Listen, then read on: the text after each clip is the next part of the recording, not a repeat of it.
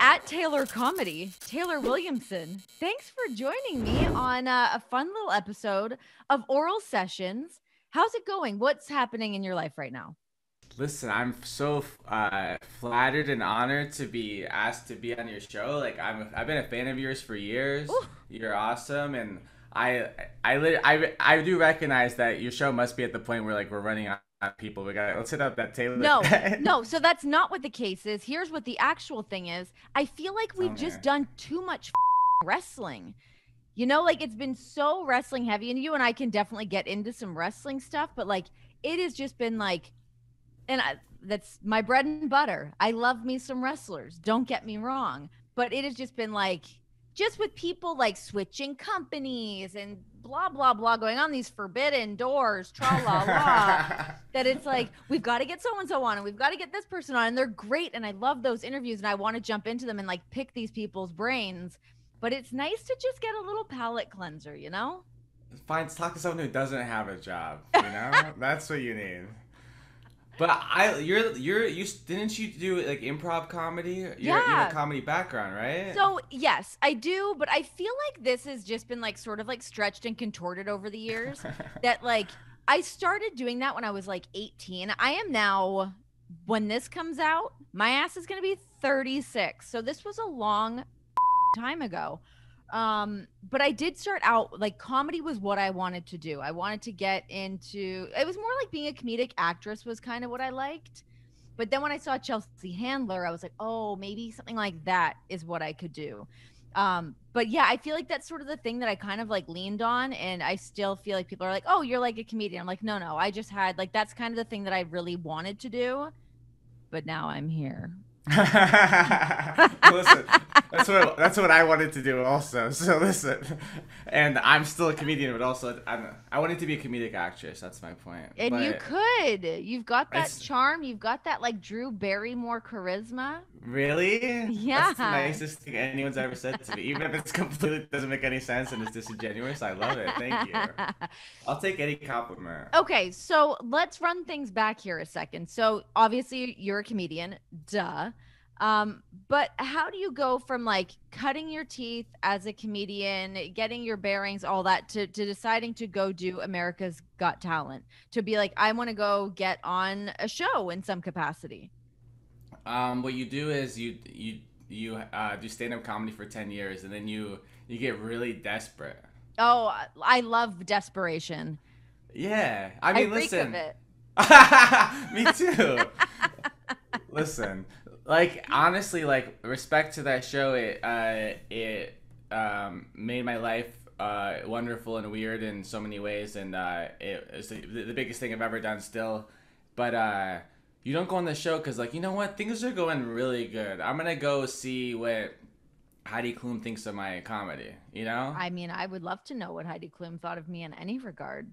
And I did, and I appreciate her if she's watching. But like, it's like, it's scary. Honestly, like, it was the show. Like when I was on it too. I have a dog. I'm a father. Don't think I'm not bringing up the dog at some point. So if you want to Betty, bring her up and Betty, bring her in. Betty. I'm trying to do an interview with Renee. Betty. Betty, no. Betty. Your dog is not as barky as CM Punk's dog was, though. His dog really gave us a run for our money. That's hilarious. And See we what's fed happening. him a bunch of ham, and then he went home and peed on his floor. Really? Mm-hmm. See, my dog's Jewish, so we don't eat that kind of stuff in this house. You This know? dog didn't eat it either, but my trash ass did. So that's why he went home and peed, because he was like full of sodium and like, what are you feeding me? Because CM Punk lives a nicer, cleaner life than I do. So that happened. But listen, so when I was on American, I was a contestant in 2013. Yeah. And like when that show, it was kind of like it was kind of like a white Def Comedy Jam, honestly. Like Okay. there's clips. This is like pre-YouTube being super huge and stuff for people. Mm-hmm. Like there would be people who go on the show and then comedians like, and then the crowd would go boo and then like X them and stuff. And I went to an audition once just to watch, and like there was like a little teenage girl who was on the show, and she like was like, yeah, I have a song I wrote, and she sings it, and then she's just trying, she's fine, and it was like boo, you know, and like Cutthroat. it's really mean, and I don't like that stuff, and But then I also don't like being homeless. Also, I didn't want that to happen. No, no, no. Nobody likes that. So, anyway, so I auditioned for the show. But honestly, I was so down on my career and life and stuff, and like I was like Howard Stern and Howie Mandel were two of the judges, and they're like comedy heroes of mine. And like if they told me you suck, that would have destroyed me. That's a really risky move too, to like put yourself out there and you're already kind of feeling down in the dumps. That could have been the thing that you could have just wrapped it up at that point, right? Yeah, like I don't. I mean, maybe like because I had a good career early on. Like I got really lucky. Like I went to the Montreal Comedy Oh Festival. yeah, In just the for laughs, Montreal. baby. Where are you from? Toronto. Oh, it's the same thing. So, I'm American. okay, That's calm not- down. It's a little bit of a boo hiss. No, I mean, I do love Montreal, but there, I mean, sports wise, we have our little rivalry, so we'll keep it to that. Do you love hockey? Yeah, of course. Can I name drop? This is my name drop in Calgary. When I'm bombing, I go, hey guys, first I mentioned that Brett the Hitman Hart came to my show twice, so I'm like, you guys need to, you're welcome. Recognize hitmen. And my cousin's wife's father is Reg Lemelin. He was on the Calgary Flames. He's a goalie. Okay. So like he's the guy that like everyone's dad is like knows, you know? Oh, so I should punch in my dad right now. He would probably know for sure. My dad loves to follow all of the stats of the NHL.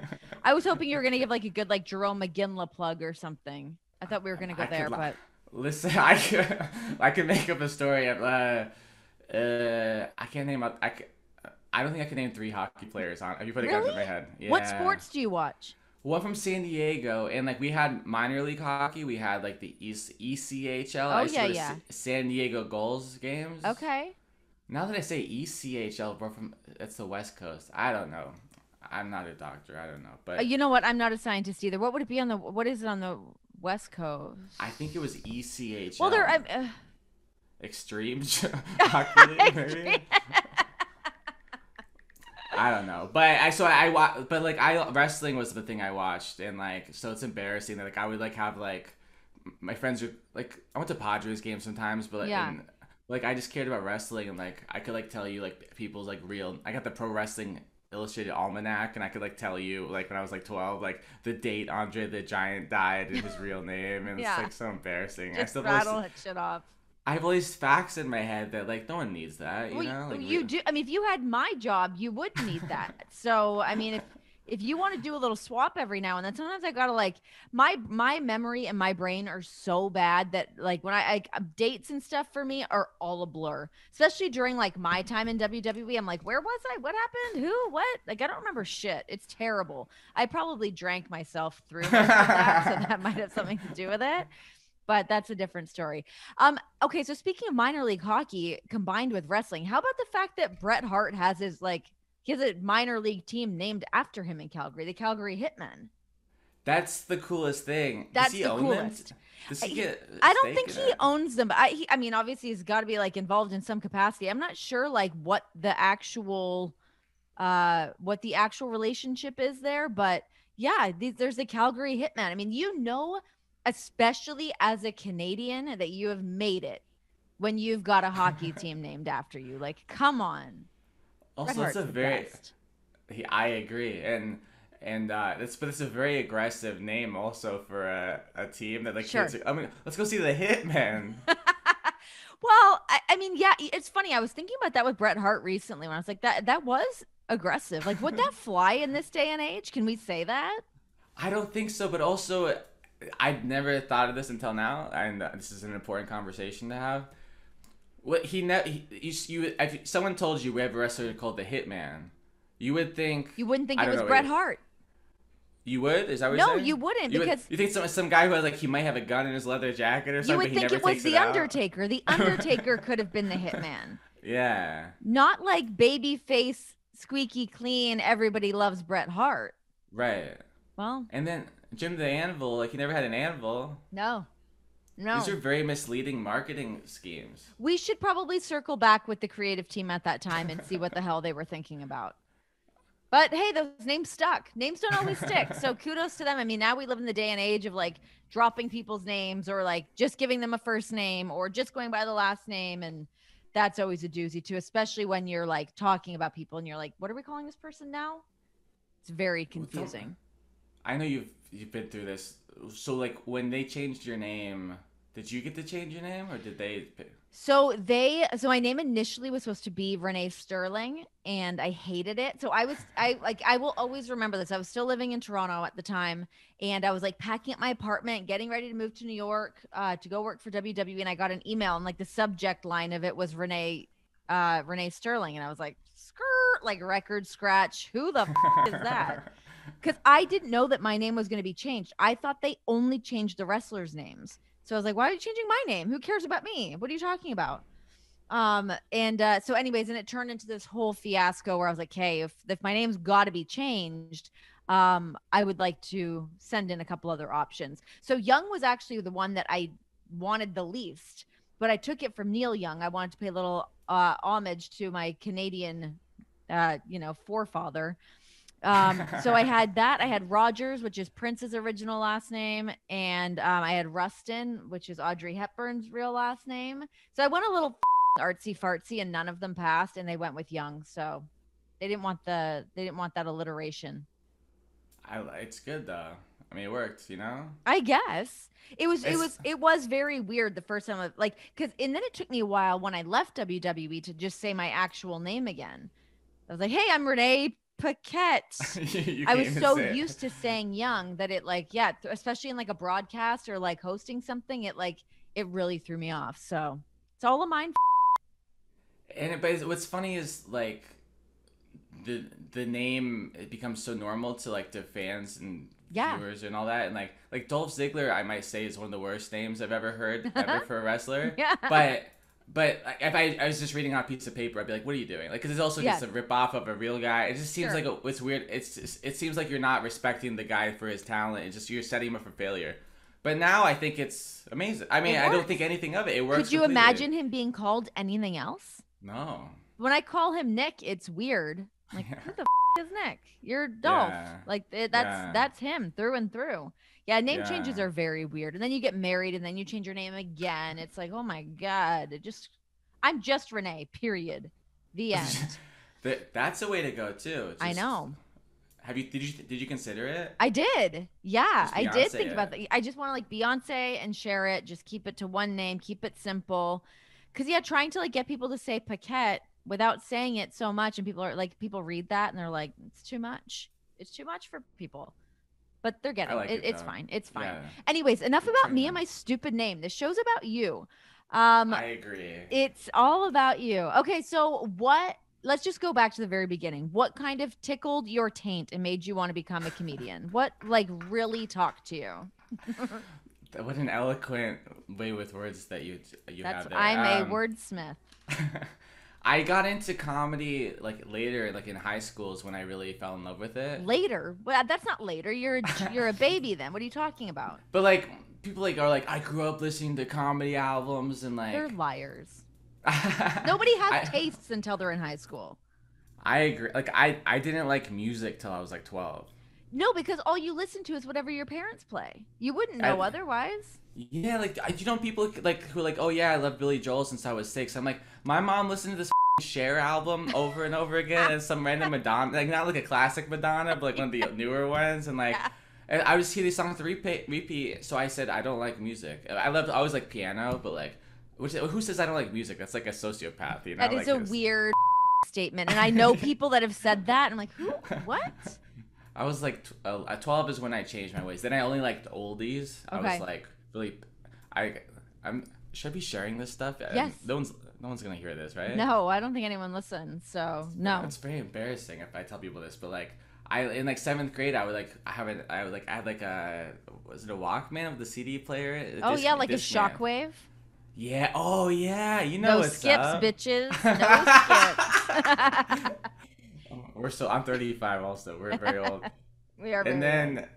And then, but yeah, so then I would listen to like just oldies, and then I'd also wear like an NWO shirt. Like it's like, I was like, I needed to be punched by somebody, honestly. Well, it sounds to me like you had some broad strokes, and I like that.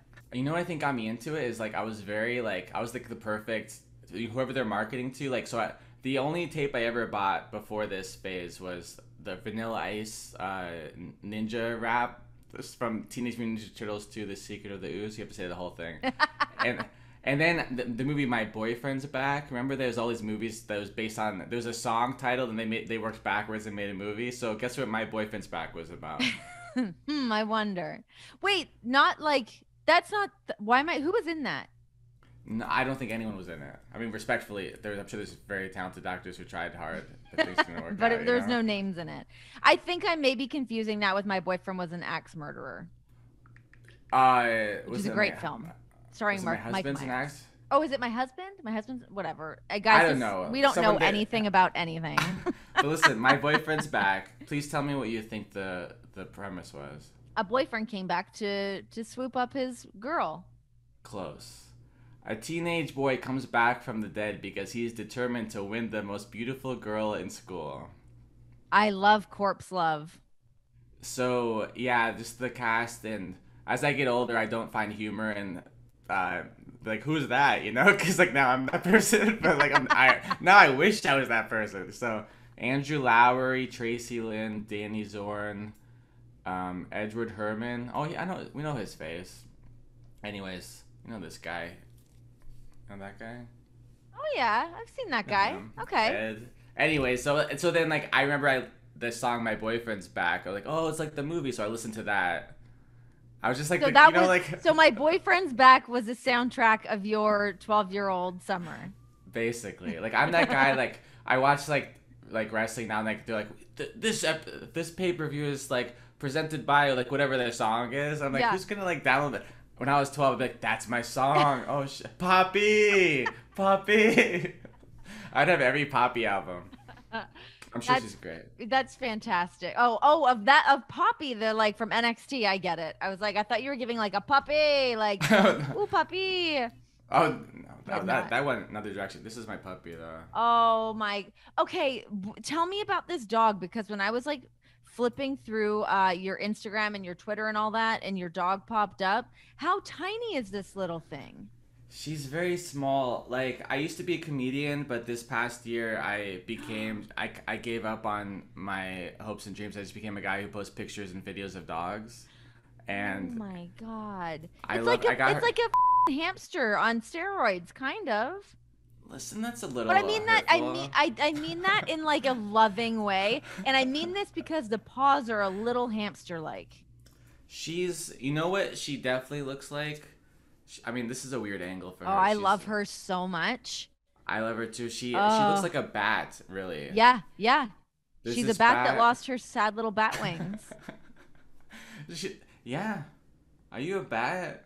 But she'll fall asleep like any way I hold her, she'll fall asleep. I'm obsessed with your dog. Holy shit. Yeah. Look at her. How old is she? She's about 1.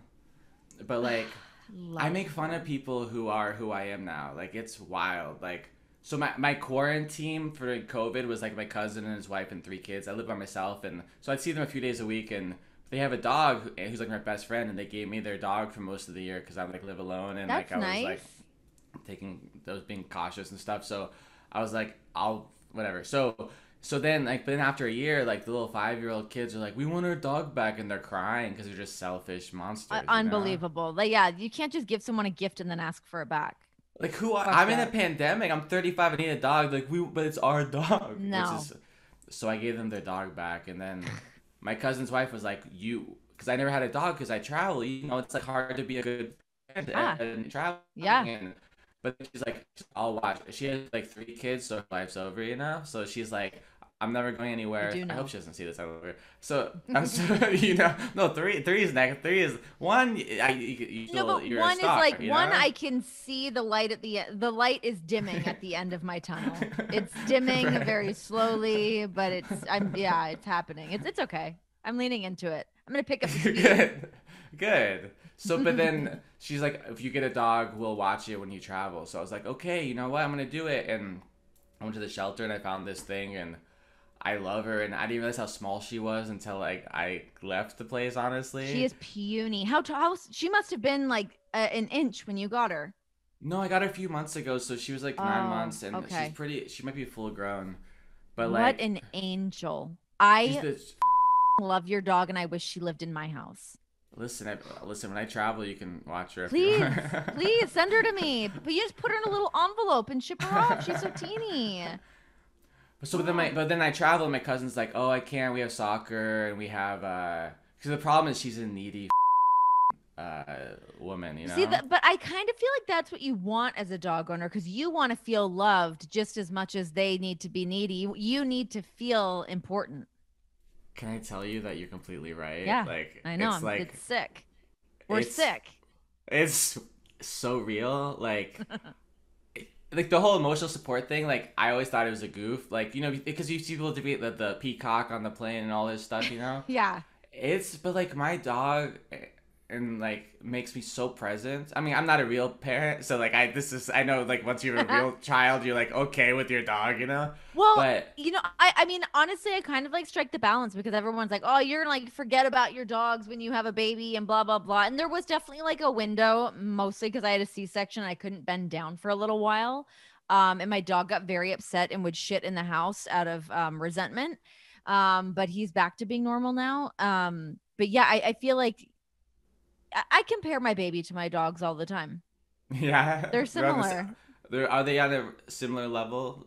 Well, Like my baby's sort of advancing more now that she like smiles at me and looks at me like she likes me. So like that part's really cool. My dogs like me too, but she's like becoming a human before my very eyes, right. and that part's pretty cool. That's amazing. Yeah, they're What pretty what freaking when cool. what month did they start? I heard babies like I am comedians people talk like yeah babies suck until like a few months then they're amazing but like for the first couple of months you're like who is this, what am I doing? It's sort of I kind of look at her, I'm like, who are you? Who's this person that lives here now? It is trippy of like figuring out who this person is. But I can't really complain. I got off pretty easy. My baby's been easy.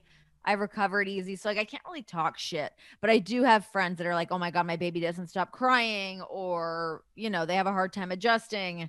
I don't know. Like I said, my light is dimming at the end of the tunnel and I'm just leaning into it. I love it. Okay, So we my really we deviated here because we were talking about oldies and I asked you about getting into comedy and now we're talking about my baby. Um, okay, so you listen, got into your oldies music, but when did I started you start saying, "Oh, comedy, yes"? listen I got that Jeff Foxworthy album with the Mm, you redneck, know, baby. redneck you might be a redneck jokes like Yeah. listen classic. And then like I started like quoting jokes, not like I was acting like it's mine, but like I got the joy of like here's a joke and people laugh, and like I thought that was Yeah. cool. And then early on I did have this like weird level of integrity where I wanted people to.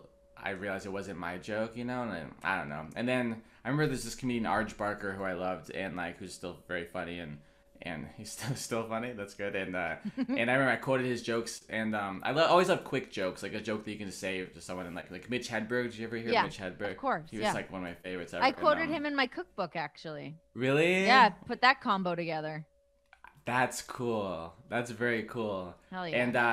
And this guy in high school, like, he was like jealous that I got a laugh. This is super 60. He's like, that's not your joke, it's so and so's. And I was like, and in my head I was like, oh yeah, watch this. So then, everything I do is just a cry for help and trying to get back at someone who will never know that I did anything. So then in San Diego where I'm from, they have a comedy club out there called the Comedy Store, and they had a Love it. comedy workshop, which I don't really recommend anyone ever do for stand up. I mean, Wow. I'm not against it, but you get your feet wet on stage, and I didn't know any better, and I don't regret it. But You like, kind of just have to go do it. Yeah. yeah, if you're stand up, improv is totally different, you know. Mm-hmm. Stand up, yeah, I think you just do it, but I mean, it's a scheme to take money from people, really, a lot of the time, you know. Sure. But I I mean, did if it, you, and yeah, I mean, also, I think when people are it's sort of like that pin the tail on the donkey. Like, what am I doing? Where am I going? Wait, this isn't, okay, there's this class. I'm going to go check that out. But like, let's think I took like a commercial auditions like I could do class. that, Who the yeah. needs that? Like, what a waste of time and money. It's like, here's my hands, here's my teeth. I don't know. You want to you're going to hire me off my headshot anyways. So let's just move on. You don't need my Did you money ever for that. did you ever do one of those classes where they yell at you?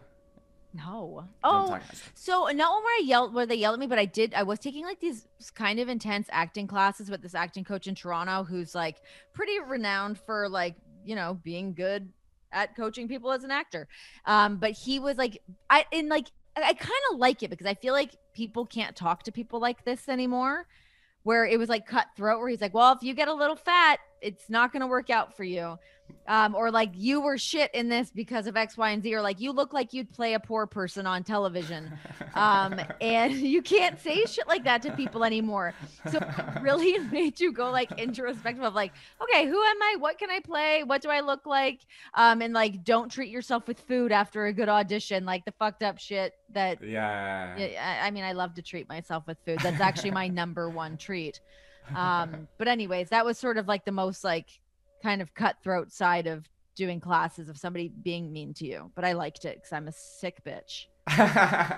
I like the like in acting like this is like what some people say, and it's that there is a version of this. This is I mean it's actually very true, but like I remember this actor friend of mine. He's like showed me his headshot. Like see me like I'm like truck driver guy, and he's very proud of that. Like I'm the guy who plays the truck driver. Like you got to figure out what are you, and I'm just like okay, buddy. Yeah, yeah. But What's your but hit? yeah, Yeah. and like I'm just like really handsome guy. That's my thing. It's just Yep. we need a really handsome guy, and then you know what? And so commercials especially, but it's very humbling when you figure out this is how you find out what category you're in is when you go to an audition and then you look around and see who's next to you. Like, well, I would go to auditions and like you see this group of like super babes, just the hottest woman ever, and like you see them all hate each other. Look around, like, Oh yeah. and they all hate each other because they're the hottest chick until they get next to And then in the room they until all get. always see each other at the same audition, so it's like extra hate has been like added to the fire. And then I'm always around like the dorks, and I'm just like, wait, I feel like there's a mistake here. I feel like there's a someone messed up. Maybe it was me, but I had this commercial acting class where like, and my commercial agent made me take it, and because there's like it's a game, like you're performing for cameras and stuff. It's like it's not real acting. Like I get the business of you need to learn how to slay and don't try to be funny outside of the thing and just like to do the business of it because it's not about being a great artist. It's about like what you said. It's like your look and whatever. But this guy would just it was like 4 weeks and he would just treat you like a drill sergeant and like just like yell at you and be like, what the was that? It's the worst thing I've ever seen. And like it's all adults in the room and like I would just look around and be like, why are we putting up with this? This is We paid wild. for this. Yes, and then the last day, once we're all done, he turns it off and he's so nice, and I was just like, this is not healthy. I don't like this. So he was just trying to prep you for what it's like to go into a room and people being mean to you? Yeah, I asked, and it's the idea is so you can handle anything.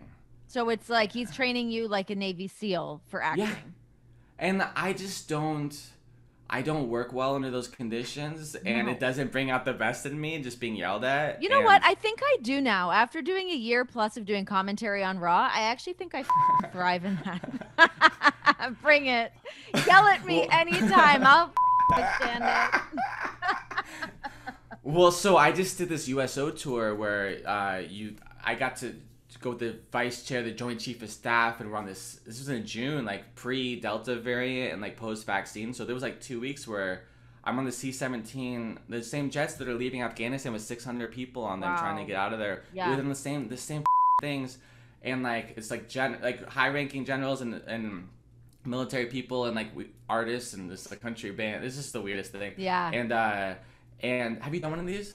So I've done tribute to the troops a few times. Oh, so I sure, mean, of yeah, similar course. kind of deal. Yeah. Yeah. It's an interesting mishmash of like wrestlers, then some comedians, musical acts, and then everyone that is serving in the military. Yeah, it's an interesting mix of people. So we took us to San Antonio, the Air Force Base. I want to say I don't remember what it's called, but so they did the thing like. It's classic move, like, all right, we're gonna go here, because you're doing things during the day, all this stuff, And then we're in like drill sergeant, drills. I don't know. They're yelling at us to go to the cafeteria, like all that stuff. Like, hurry up, you're taking too long, and wash your hands. And I'm like, I have to sing the happy birthday song twice. So you can't rush me to wash my hands during COVID. Okay, he's like, okay, well sing it in your head. Like I was Sing like, it kind faster, rub harder. And like they're just yelling at us, and like I literally I don't like it. But and I asked so many service people about it, the whole like, is this healthy? Like, what is this? It seems to me to be toxic from my perspective. A little bit of a toxic environment, yeah. But every person says, like they break you down so they can build you back up, and I'm like, They say that in WWE too. That's like legit. I'm not even with you. That is a line. Break you down and build you back up. But listen, Vince, if you're watching, you're not training people to fight in Iraq in the middle of the night in the worst conditions. Like it's an art, like it's people trying living their dreams. Let's embrace each other a little more. Let's be a little softer around the edges. How about that? So the idea in the military is that everyone is coming from different. Some people come from poverty. Some people come rich people who had everything. They want to break everyone down and make them all be the same level and build them back up. I don't get it, but I trust the people that I talk to, who I respect, who have served our country and stuff. To me, it seems not healthy. But I was just there for like an hour, and I was like, get me out of here. But then there's like phone calls, like you get a 5-minute phone call a week. This is just during basic training and stuff. Wow, that's crazy. It really like affected me, like not like emotionally, but emotionally. I wasn't like crying, but I was just like. Now you have a new perspective of the whole thing. Yeah, damn. What like did you ever get in trouble in high school and stuff? You didn't get yelled at very much?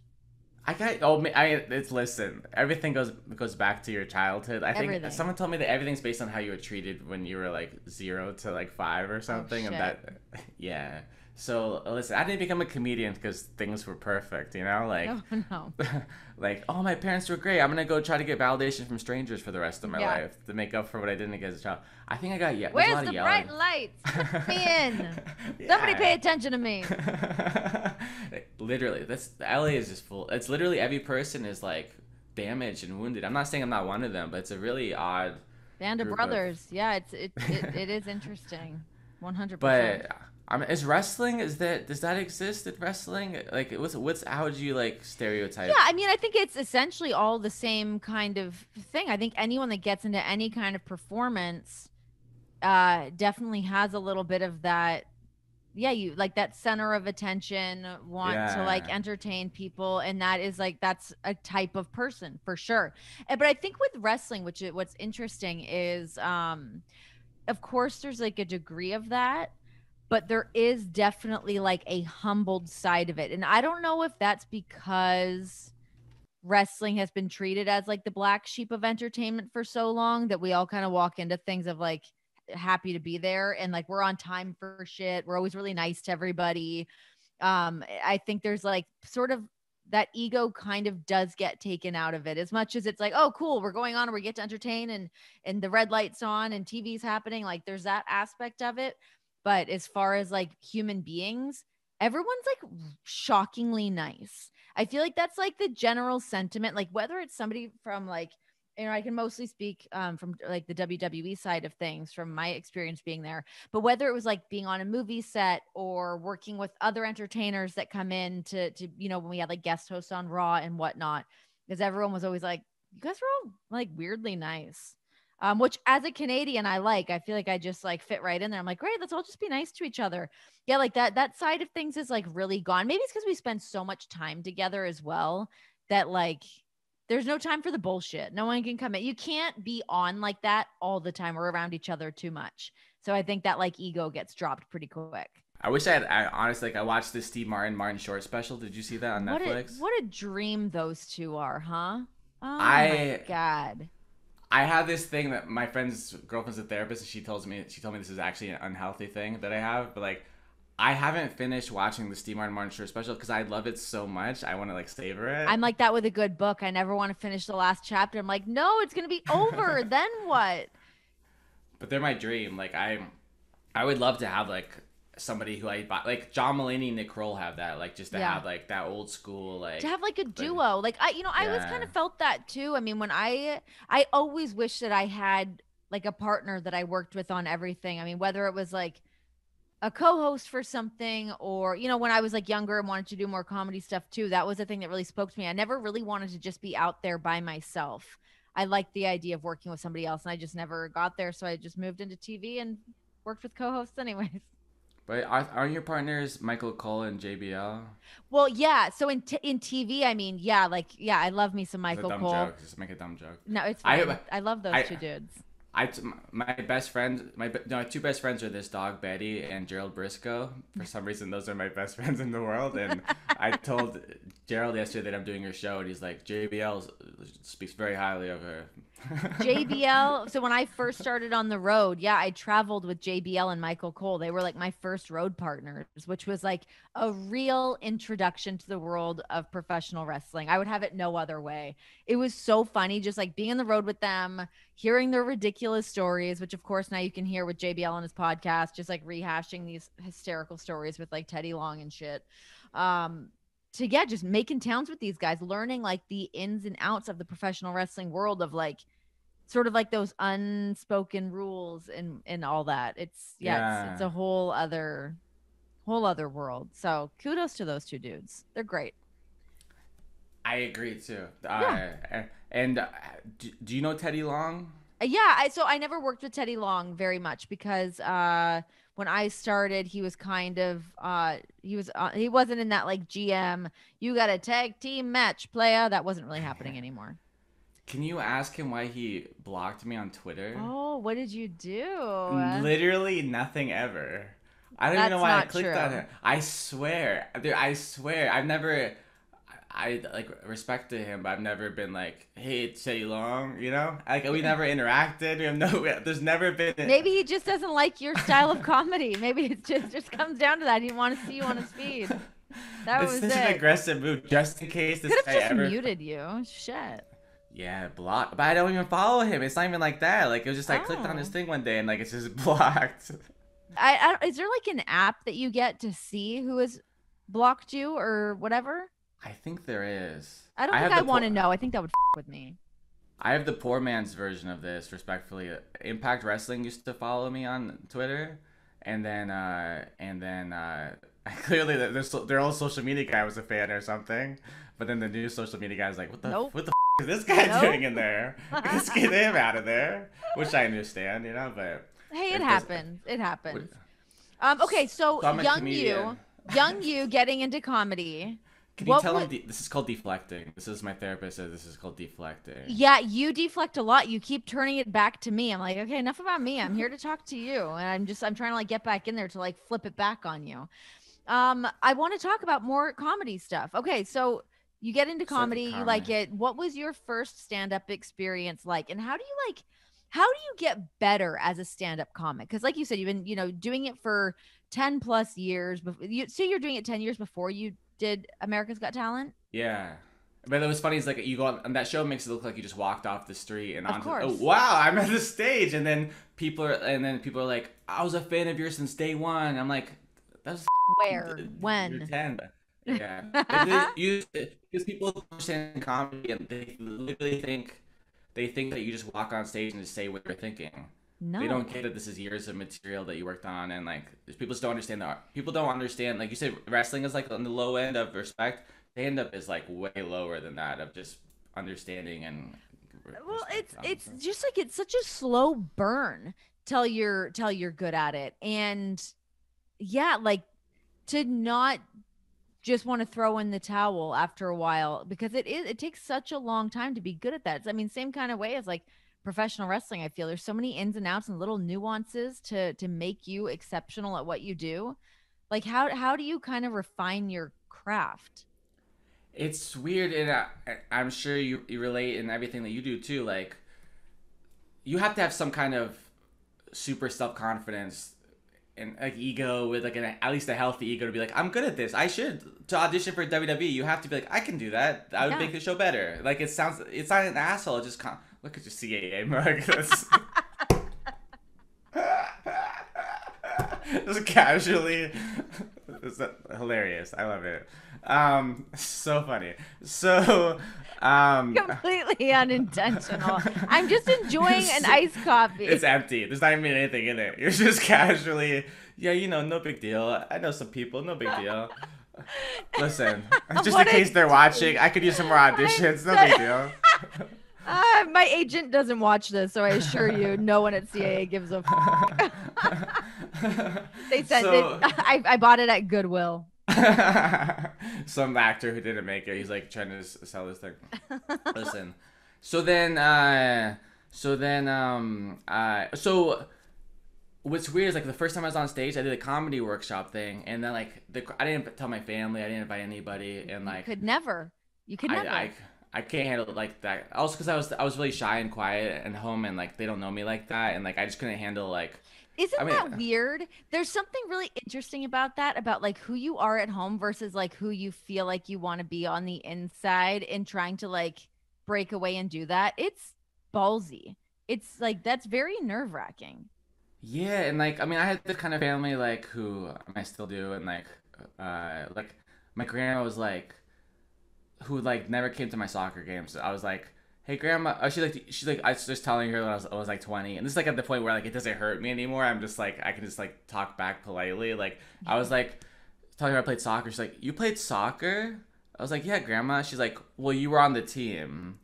And I'm just like, and I was like, grandma, you just assuming that I sucked. You don't even know. You just assuming. Well, like, come on. And I'm just like, anyways. So, but I just didn't need that. Like, you're not funny. How are you? Like, that's the kind of conversation my family had. But you're a comedian, but you're not even funny. How you're never funny. I've never seen you be funny. Like, I just don't need that risk of that. Even now, I'm not good at like that kind of negative validation. Is that a thing? So, but so I did the comedy workshop and it went killer. So I didn't invite anybody, but it went as good as possible. But I'm 17, talking about like I've been clean and sober for 17 years. If I had a fake ID, I'd go vote. Great classic hits. And but the crowd was so extra supportive because they're just like worried for you and like whatever. So you get laughs 50 times more than you really should. Yeah, because if you did that at 25, they'd be like, this guy, he's been around. Like you do that, you walk in there as a kid and people want you to succeed. That's smart. I missed that. That was cool. You got that bonus. Like it's like Seinfeld walking in the comedy club. People just like to be the young new thing on the scene again. What I'd give. Throw me back to that. Yeah. So like but then as an artist, like I remember like this woman, rest in peace. Her name was Sandy Seashore. Shut the up. Yeah, Pauly Shore's sister. The Shore family, who owns the Comedy Store, they named their kids interesting names, and you're setting your kid up. Named Sandy C-E-E Shore. Yeah, so is this real? Yeah, this is real, and yeah, completely real, and okay. So I was like, I thought I was waiting for another punchline to hit there. That's why I was like hesitant. No, I'm like, am I taking the bait on this? No, she also did. She was a comedy coach for Sebastian Maniscalco took her class like 20 years ago. Okay. You know Sebastian the comedian? Yeah. Oh, he's amazing. Yeah. And the Brody Stevens, rest in peace, and Amanda Bynes. I'm just sharing random facts of life, and so then I remember like I killed it, and like I remember just like in my head like I'm amazing. Like I was literally outside being like I'm a rock star. Like I'm so good. And then she walked up to me. She was like, she's like, in 6 months you're gonna be like embarrassed by everything you just did. And like it wasn't a good job. It wasn't anything. And I was just like, ew. But that's what I got from that class. Like that's the best thing I got from that class. Honestly, was that wisdom, because I always kind of check in on myself like say 6 months in, and like if no matter how good I ever think I am, if I look back and I don't have a little bit of embarrassment, that means I'm not getting better. Sure. That was a long way to get to that point. You know what I mean? No, but that's an interesting point, but that makes me feel like nervous to feel that way all the time. Feeling embarrassed about shit that you did, 6 months ago, that makes me that's why I don't watch any of my shit back. I'd forever just become a shell of myself. I'd be nervous to say anything at that point, because I'd be like, you're an idiot, and you're going to look back on this and wish you didn't say it. So that's I hear you, and that's maybe not the best word to use. But like, but it's also truthful for me too. Honestly, like it is a that's the thing about being an artist, stand-up comedian. Is like it's you're never done, you're never Yeah. there. Yeah. So it's really like it's just a whole. You're trying to fill a bucket that's never full, and it's just like it's just really unhealthy in all the ways. But like you do an hour special, you record an album, you're like, oh, now I have to do another one. Then it's like I gotta do another one, and then another one, and then How it's like stressful. it's terrible. I need to get out of it, honestly. Like this past year, I've been like, what's a good pivot? Like I have How do no I do talent, that? I have no skills for anything. But also Isn't then that so scary when you hit a certain point and you're like, well, I'm committed to this career now. I have no other skill set. So now what? like it's sincerely true. Like Yeah. I'm not like so like just to recap or to make my story faster is like so I moved to LA when I turned 18 and that was like you're not supposed to move to LA a year into comedy but like the whole thing was you become the best comic in your town then you move whatever so it was irresponsible in ways to move to LA but I got to go to college out here that was an excuse for my family going to college but then the thing about being in LA is like you're doing an shitty open mic but then Zach Galifianakis still needs stage time, and Sarah Silverman still needs stage time. There's only a few comedy clubs, so Yeah. they would drop in and like you. It's like jumping into the deep end of the Sure. pool, like Yeah. and like I loved it. It was so cool to me, and like so. And then I got Montreal Comedy Festival when I was 19. I got on Craig Ferguson. He used to be James Oh. Corden's show. I love you Craig get it. Ferguson. Craigie I love Ferg. him. Love him. So if anyone's bored, you can watch me when I was 20 on late night TV doing like the same joke.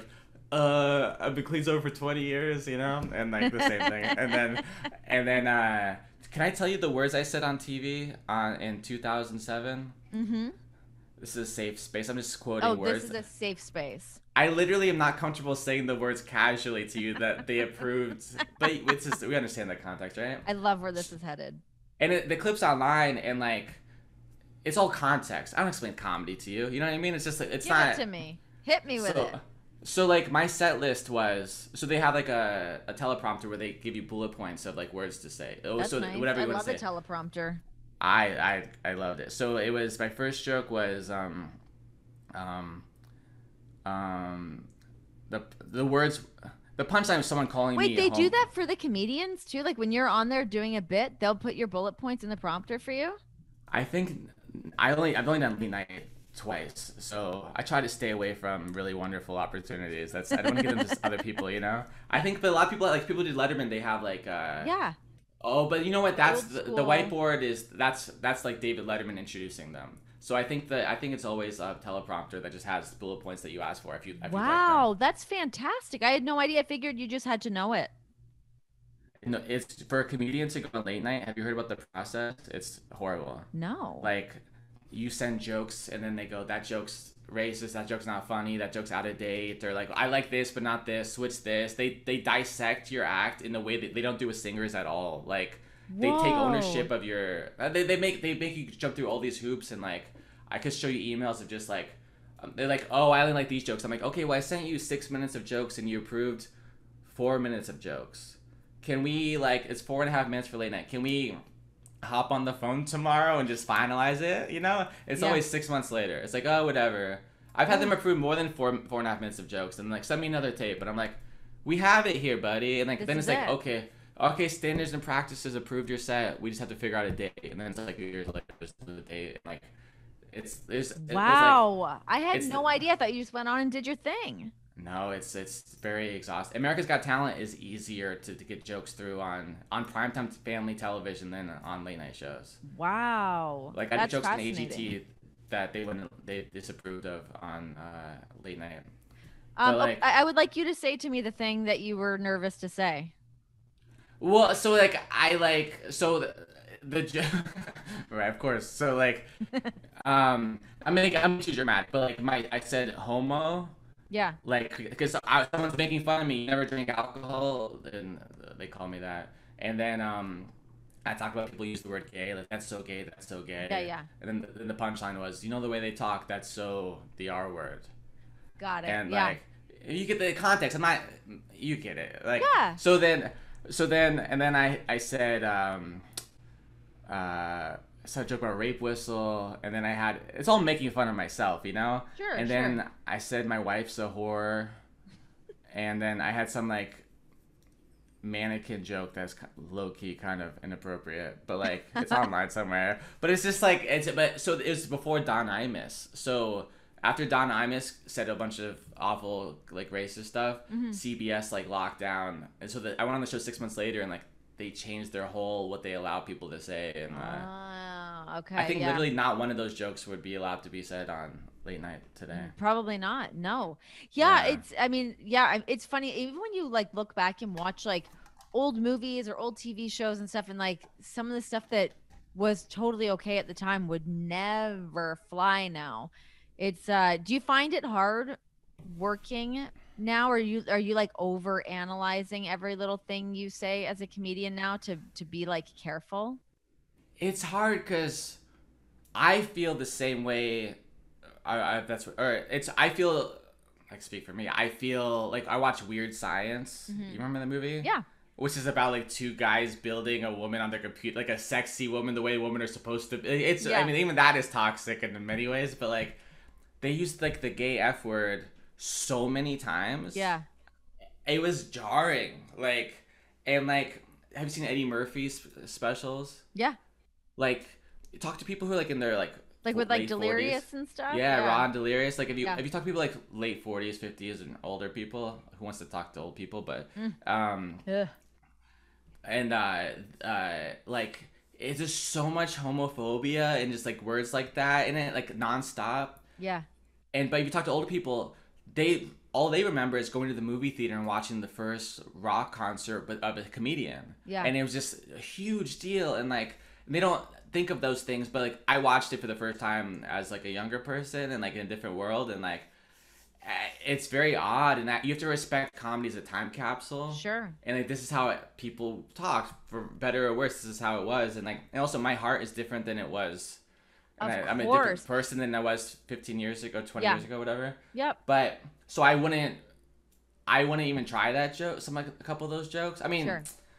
nothing that was that bad, honestly. But it's weird. And then you talk to people who are of different types of whatever, and like I sometimes I go like, do you find this offensive, or is this okay to say? And they go yes or no. Yeah. And then you talk to another person, and they go, nah, it's funny. Who cares? So then it's like, Yeah. what do you? It is What's exhausting. the answer? Yeah. It's hard. That was a long answer for you. Yeah, it's hard, and like, in comedy, it has changed so much. It used to be there's an unwritten contract with the comedian and the audience. I'm a comedian. I'm gonna say a bunch of terrible things, and then I'm gonna leave, and you're gonna laugh at it, and then we're all gonna go back to this is pretend. We don't really Sure. believe the things we say. Sure. And like one of the few comedians I know who can still get away with that is Dave Chappelle. Yeah. And I don't even know does it's it for, so masterfully. but I don't even know if it's for the best, honestly. He does it so masterfully. Because I'm watching as a comic, like he takes the point of, he says he has this whole bit, which is such a great comedic bit about how he doesn't believe the people who accuse Michael Jackson of all that awful stuff, you know? Okay. Yeah. I bet he doesn't even believe that. I think he's just a comic going, I wrote something funny. There's something. And I'm going to yeah. take this ridiculous point of view and I'm going to say it. But for me, what I see, which is so important in this time period of everything's crazy. I look at the audience, like loving it, like agreeing, not just laughing, like that's funny. They go, yeah, Yeah. and like, and there's some like stuff that like a gay friend of mine pointing out some of like the dangerous stuff he said in his special. I like, and this is after I watched the special and loved it, and I was like A+. I laughed so much. I'm a comic. I don't laugh a lot at comedy. I go, oh, that's good, or oh, I wish I thought of that, you know. Mm-hmm. And it's watching the audience like do the I agree reaction it's just confused, and there's no right answer, and like I don't know. Chappelle still says things you're not supposed to say, and Yeah. like, but. I don't know. It's all and no one has the right answer, and like I think that's sort of like just what the sentiment is in general, is a lot of like, I don't know. I don't know Yeah. what anyone's supposed to do or what's okay, or if somebody says something in one light and we can look at it as comedy versus another person saying it in another light and it's not viewed in that same way. It's just so much gray area of what's okay and what's not, and what's funny and what's not, and what you can even like touch on topic wise. It's tough.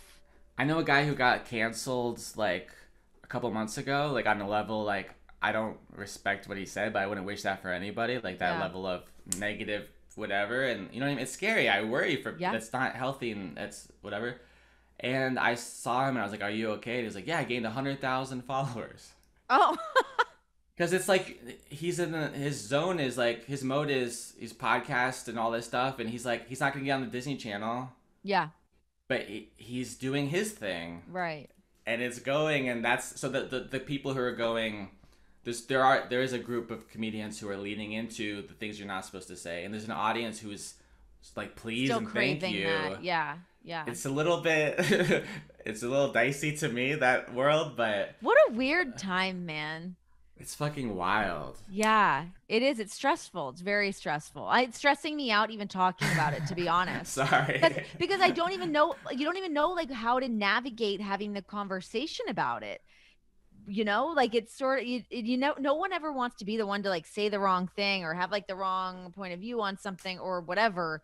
But yeah, it makes it so like, it's just such an interesting time. Like as a comedian, as somebody that's like interviewing people, like it's, yeah, no one knows what to touch on and what not. It's very, I just feel like it makes everything so generic because nobody knows what to say. It's so weird, and even like for comedians, like there's comedians blowing up on Instagram now by posting clips of the TV spots and like live shows, just like a minute clip of a joke with subtitles, and like I'm like my best footage is from America's Got Talent, but like the reason I got to second place and I they bring me back for stuff is the attention I got from like this joke that's like a racial joke. I did a couple. I just uh, like I can just tell you one of the jokes I said that like I said it's just a one liner, but like I said this is someone trying to get to the next round. I'm not trying to sabotage myself, and I know. And Mel B's is a black person. She's not African American. She's a black. She's British or whatever. And like, so I'm not. I'm trying to get her to like me. So I'm. This is 2013. I'm not an idiot. I'm not trying to sabotage myself. But I had some joke where I said, if I have kids one day, I'm gonna make sure that they grow up being friends with every color of the rainbow. That means no black people. And then I added or white people. But like that's the thing. It's just a joke. It's just a stupid. Right. And like I started saying I'm not racist. I just want to make that clear. Like, and then here's my point. And then it's some more racist it's comedy. Yeah. But yeah. she liked, and Nick Cannon's the host. Like I'm not, and there's producers. Like, and it's a family show, and they cut out another joke, but they put that in. They aired it, you know. Then I have another joke that's like so ridiculous and like, but like it's, and I did it twice. I had this joke. Can I just share? I hate to record a joke, but it's kind of a funny story, yeah, man. bring it. So like, you want like a joke with a big reaction, and like a Radio City Music Hall is it's like that AGT is like WWE. It's like wild. Like the audience is weird and like you can't get laughed. From my experience, you're not going for laughs. You're going for reactions because 6,000 people in a cavern. I think Andrew Dice Clay said it's like the worst room for comedy because it's like not intimate and like laughs go up and you can't feel them. There's no energy. Got and like it. so Yeah. you're just going for yeah. Yeah, like good job, you know. Yeah.